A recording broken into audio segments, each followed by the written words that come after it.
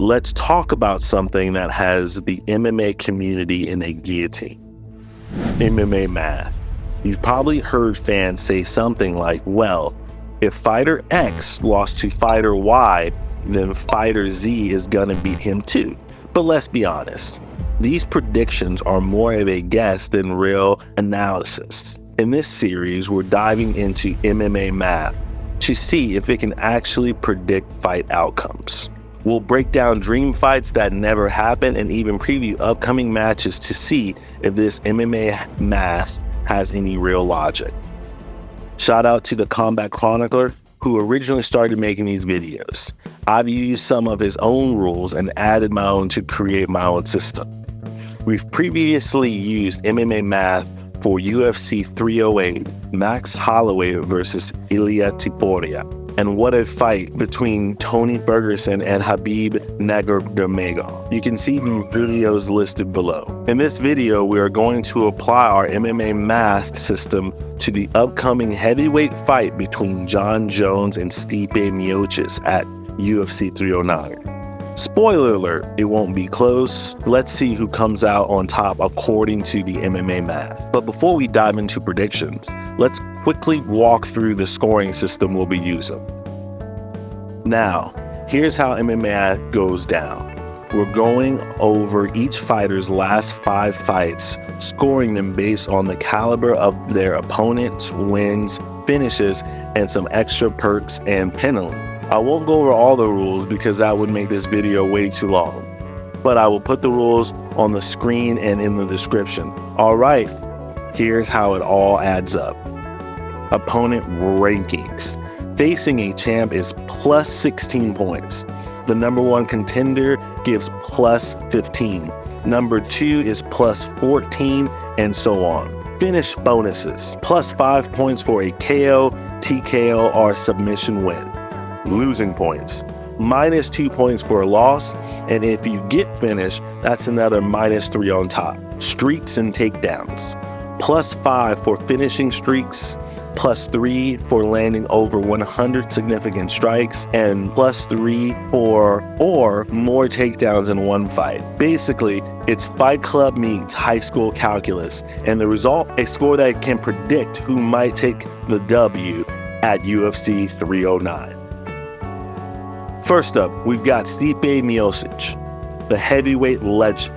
This guy faced a lineup that would scare most people out of the octagon. Here's the breakdown, fight by fight, starting with his oldest fight first. Francis Ngannou at UFC 220. Stipe's story starts at UFC 220, where he takes on Francis Ngannou for the heavyweight strap. He wins by decision, keeping the big man at bay for 5 rounds. Let's see how his points break down. Opponent rank. Ngannou was the number 1 contender, so that's plus 14 points. Opponent streak. Ngannou was on a winning streak, so that adds plus 5 points. Takedowns. Stipe landed 6 takedowns, adding plus 3 points. This brings Stipe's final score to 22 points. That's not bad for shutting down the Predator. Daniel Cormier at UFC 226. Then we have UFC 226, where Stipe faces Daniel Cormier. Unfortunately, it doesn't go his way. And not only does he lose the belt, but he loses by knockout, which stings in the scoring department. Let's break down the points. Opponent rank. Cormier was the champ at light heavyweight, so that's plus 16 points. Outcome deduction. Losses are rough. Stipe takes a minus 2 points hit for the loss and another minus 3 points for being finished. Opponent streak. Cormier was on a winning streak, so that adds plus 5 points. This brings Stipe's final score to 16 points. It was a tough fight, but hey, it's DC. Daniel Cormier at UFC 241. Next up, Stipe gets his rematch at UFC 241 and wins by TKO. I still cringe when I see those body shots he landed on DC. Here's the point breakdown. Opponent rank. Cormier was the champ, so that's plus 16 points. Finish bonus. He wins by TKO, so plus 5 points. Finishing streak. This kicks off his finishing streak, so it adds plus 1 point. Performance of the night adds plus 5 points combined, plus 2 points for performance, and plus 3 points for fight of the night. Significant strikes, Stipe landed over 100, so add 3 points more. After everything, he clocks in at 30 points. Now that's how you make a comeback. Daniel Cormier at UFC 252. Stipe and Cormier go for round 3 at UFC 252. Stipe wins by decision, but without a finish, the points are a little lighter. Here's how it plays out. Opponent rank. Cormier no longer champ and ranked number 1, so that's plus 15 points. Age penalty. Stipe is 37, so he takes minus 6 point hit for being over 36, minus 5 points for being over 36, and minus 1 point for every year over 36. Significant strikes. Stipe landed over 100, so we'll add 3 more points. His score for UFC 252, 12 points. It's a win, but not the highest. Francis Ngannou at UFC 260. Finally, we're at UFC 260 where Stipe faces Ngannou again. It's a loss by knockout, and the score reflects it. Let's take a look. Opponent rank. Ngannou was ranked number 1, so plus 15 points. Outcome deduction. He takes minus 2 points for the loss and minus 3 points for being finished. Opponent streak. Ngannou was on a winning streak, so add plus 5 points. Age penalty. Stipe is now 38, so that's minus 7 points, minus 5 points for being over 36, and minus 2 points for each year over. Here we add the one-time fight-based bonus plus 5 points for wrestling. Before you say anything, he was a NCAA Division I wrestler at Cleveland State University. All right, the final tally for getting knocked out by Francis, 13 points. That brings Stipe's total for the last 5 fights to 93 points.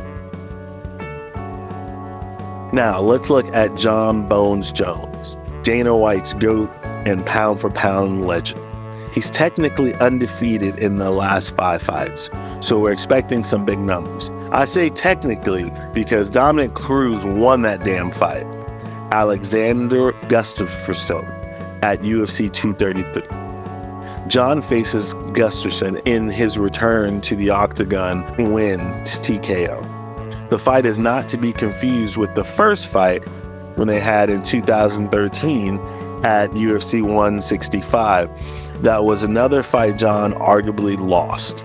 Anyways, let's get to the numbers. Opponent rank. Gustafsson was number 3, so that's plus 13 points. Finish bonus. Jon gets plus 5 points for the TKO. Finishing streak. This is the start of his fighting streak, adding plus 1 points. Undefeated bonus. Jon was undefeated in his last 5 fights, so that's plus 3 points. That brings his total against Gustafsson to 22 points. Anthony Smith. At UFC 235, next, Jon faces Anthony Smith and wins by decision. I'm sure in an alternate universe, Anthony Smith says he cannot continue, takes the belt from Jon Jones. But in this reality, let's break down the numbers. Opponent rank. Anthony Smith was number 3, adding plus 13 points. Opponent streak. Smith was on a winning streak, so 5 points. Undefeated bonus. Jon is undefeated in his last 5 fights, so that's plus 3 points. Significant strikes. Jon lands over 100 significant strikes, adding plus 3 points. This brings his total for these fights to 24. Thiago Santos at UFC 239. At UFC 239, Jones goes up against Thiago Santos and wins by split decision. Another sketchy win, but he racks up decent points here too. Let's take a look. Opponent rank. Santos was ranked number 2, adding plus 14 points. Opponent streak. Santos was on a winning streak, so plus 5 points. Undefeated bonus. Jon is undefeated in his past 5 fights, so that's plus 3 points. Significant strikes. He lands over 100 significant strikes, adding plus 3 points. The score for the Santos fight, 25 points. Dominic Reyes at UFC 247. Jon Jones faces Dominic Reyes and wins by unanimous decision. Saying he won by unanimous decision does not tell the full story of this fight. I had him losing 4-1, maybe 3-2, but what you think doesn't matter. Let's look at the points. Opponent rank. Reyes was number 4, adding plus 12 points. Opponent streak. Reyes was undefeated, adding plus 5 points. Undefeated bonus. Johns is undefeated in the last 5 fights, so that's plus 3 points. Significant strikes. Jones lands over 100 strikes, adding plus 3 points. The final score against Reyes, 23 points. Ciryl Gane at UFC 285. After 3 years away, Jones moves up to heavyweight to face Ciryl Gane at UFC 285 and wins by submission in round 1. This was incredible, but the points might surprise you. Let's take a look. Opponent rank. Gane was ranked number 1, so that's plus 15 points. Finish bonus. John wins by submission, adding plus 5 points. Finishing streak. The beginning of a finishing streak, so plus 1 point. Undefeated bonus. John is undefeated in his last 5 fights, so that's plus 3 points. Performance of the night. John finally earns a performance of the night bonus, adding plus 2 points. And will add on one-time fighter base bonus of plus 5 points for rest. The total for this underwhelming fight, a massive 31 points. This brings John's total for his last 5 fights to 125 points. After all the math, here's where we're at. Stipe wraps up his last 5 fights with 93 points, while John clocks in at 125 points. That's a 32-point difference. Based on the numbers alone, John is a clear favorite going into UFC 309. But if there's anyone who could defy the stats, it's Stipe Miocic. So don't count him out. But for now, MMA math is saying this is Jon Jones' fight to lose. Let's see if the numbers hold up or if Stipe surprises us all. Comment down below, who do you think will win?